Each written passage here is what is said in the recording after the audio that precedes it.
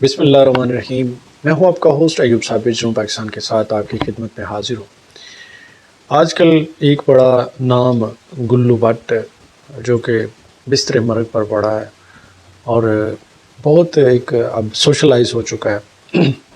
इसके ऊपर थोड़ी सी बात हमने करनी है, थोड़ा सा माजी में भी जाएंगे और इसकी जो बैक हिस्ट्री है उसको सारी चीज़ों को हम डिस्कस करते हैं मुख्तसर से वक़्त में। सबसे पहले जो चीज़ सामने आती है गुल्लू भट्ट की ज़्यादा जो जहाँ पे इसको फेम मिला, गुल्लू भट्ट बहुत बड़ी मूंछें थी और सानिया जो 2014 में हुआ ताहिरुल कादरी और इमरान खान की जब वो इकट्ठे थे और उन्होंने एहतजाज जो है रिकॉर्ड कराना शुरू किया, उसी दौरान पुलिस की सुपरविजन में गुल्लू भट्ट सामने आता है। वो ओपन तो नहीं करता है वो किस जमात का बंदा है, लेकिन जो एक लोगों का नज़रिया था कि ये नून लीग का बंदा है। पुलिस की सुपरविजन में उसने पब्लिक प्लेस पे खड़ी जितनी भी गाड़ियां थी उनको नुकसान किया, शीशे तोड़ दिए, बहुत ज़्यादा जो है वो नुकसान हुआ। और उसके बाद एंड पे देखा गया कि वो भंगड़ा डाल रहा है, नाच रहा है। फिर एक और वीडियो आती है, उसमें एसपी साहब थे, वो उसको गले लगा रहे हैं, क्लैप कर रहे हैं।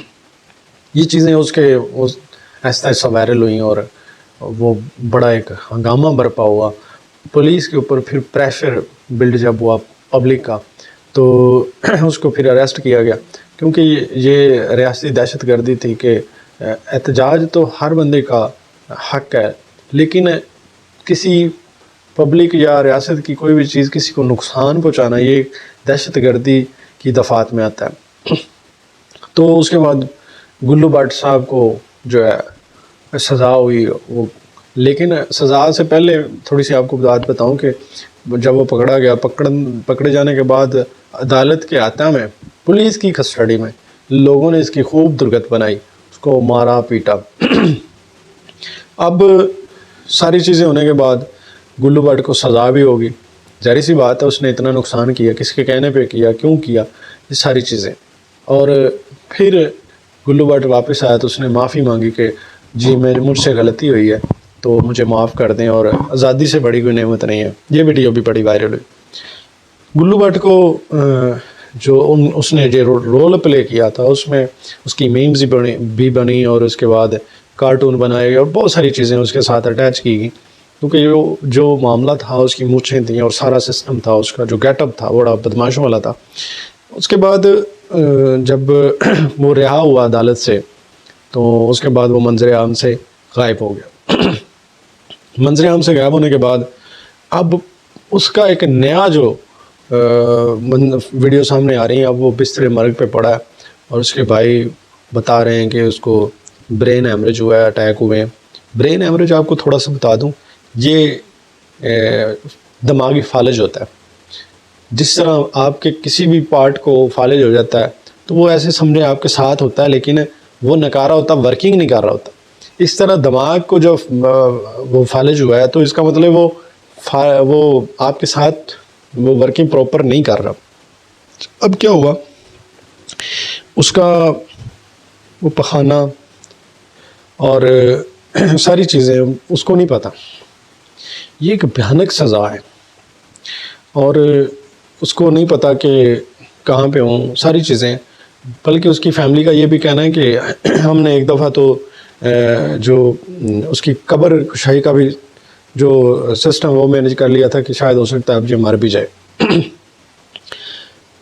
एंड पे थोड़ी सी मैं ये चीज़ें आपके साथ डिस्कस करने के बाद आप सबको बताता हूँ कि ये जब भी आप एहतजाज कर रहे हो किसी भी, क्योंकि ये हक है, बुनियादी हक है, रियासत का आपको मना नहीं करती, लेकिन जब उसमें आप किसी को नुकसान पहुँचाते हैं ना तो फिर रियासत अटैक करती, रोकती है। लेकिन मैं थोड़ा सा आपको बताऊँगा कि जो पब्लिक की चीज़ें होती हैं, एहतजाज के दौरान कई दफ़ा ऐसा देखा गया कि रिक्शों को आग लगा दी जाती है, गाड़ियों को आग लगा दी जाती है। मैं एक सवाल करना चाहूँगा कि वो रिक्शे वाले का क्या गुनाह है, क्या कसूर है?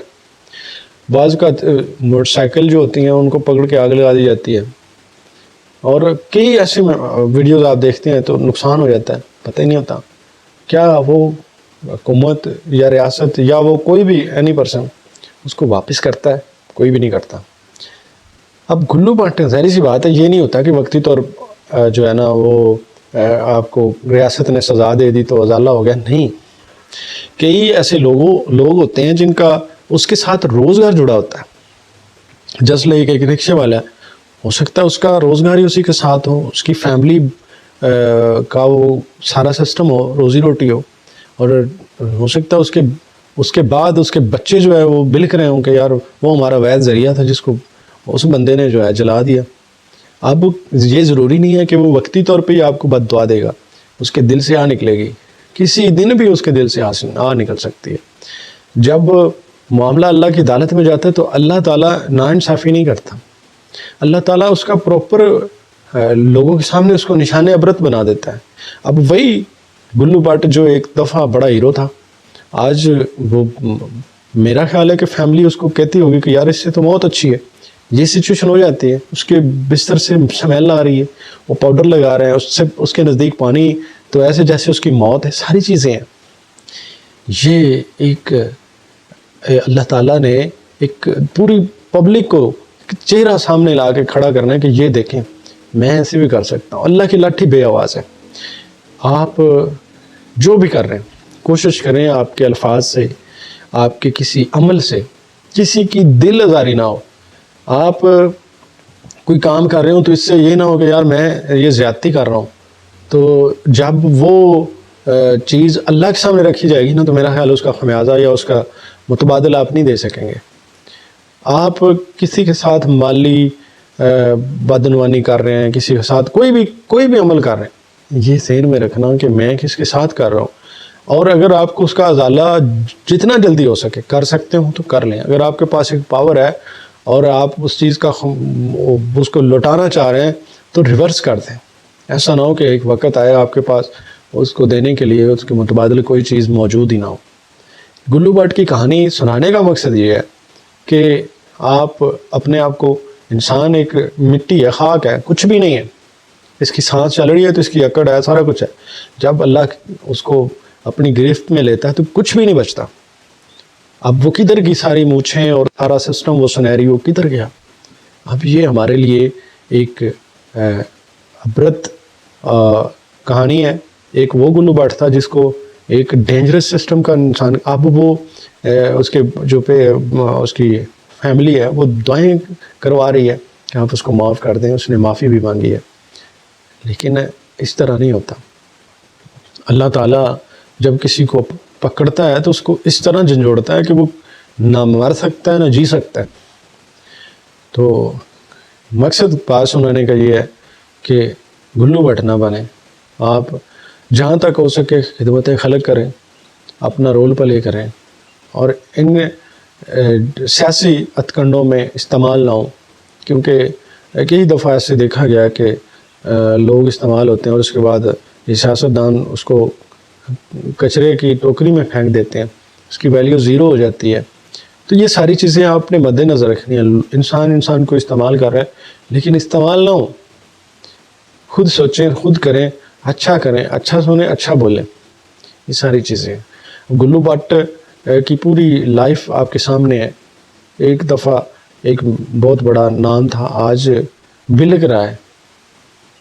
تو اسی کے ساتھ دیجیے اجازت، ملیں گے کسی نئے پروگرام کے ساتھ، تب تک کے لیے اللہ نگہبان۔ پاکستان زندہ باد۔